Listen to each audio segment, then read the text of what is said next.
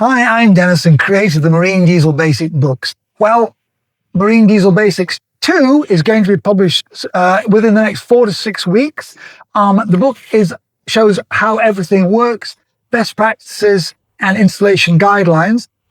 In this video, I want to just dive into the cooling section, how all the parts work, how they all fit together, installation guidelines for wet exhaust, and also how the North Sea exhaust system works. So let's dive in.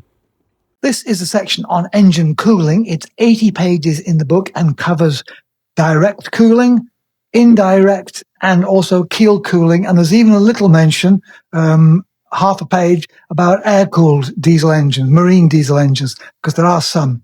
So it's in quite a lot of detail with an introduction explaining what is engine thermal runaway and engine runaway. Two are slightly different.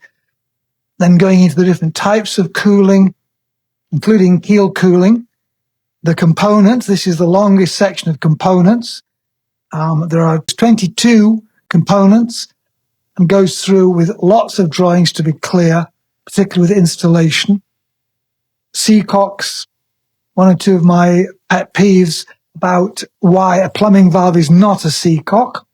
Going through everything from through holes, seacocks, strainers, the hoses, the raw water pump, how impellers work, how to measure them, and then installing, and then on to thermostats, and then coolant. The different types, what can happen if different coolants are mixed, and the circulation pump, pressure cap, how exactly these work. There are different types and how they work. The overflow bottle and the role it has. Heat exchangers. There are actually quite a lot of heat exchangers on most vessels. There's the raw water heat exchanger, the oil cooler, maybe an after cooler, a gearbox oil cooler, and a fuel cooler. So this section explains how they all work. The different types. Plate heater, most are on smaller boats, most are shell and tube. And then keel cooling, the importance of siphon brakes, and then how to design the wet exhaust. Again, it's one of these things where the system needs to be designed as a whole, not just with one part. So everything from the exhaust manifold all the way through to discharging the exhaust gases and warmed raw water overboard.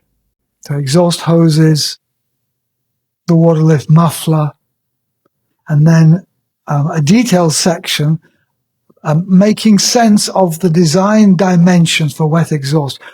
How high do things have to be? What distances do they have to be to work successfully and practically? With no danger of water coming aboard, not too much back pressure creation for the engine, etc. So that's in quite a lot of detail, and hopefully it's fairly clear. Not all vessels have water exhaust separators, but there's an explanation of what they are and how they work. And then finally the flapper valve and temperature alarm and the gauges. That actually is covered in the electrical section. And then there is a one page on the North Sea exhaust, which I actually had on my second boat. It's a fantastic system. Instead of pumping water overboard aft, it does it athwarts. And when you turn the engine off, the water drains out of the system, so there's never a danger of siphoning. It's quite an interesting system. You hear it talked about, so I thought I'd include that. So that is the section on engine cooling, 80 pages. Well, I hope you found that interesting and useful. The new book will be published in 4 to 6 weeks' time. And until I meet you in person on the water, I wish you fair winds and a reliable diesel.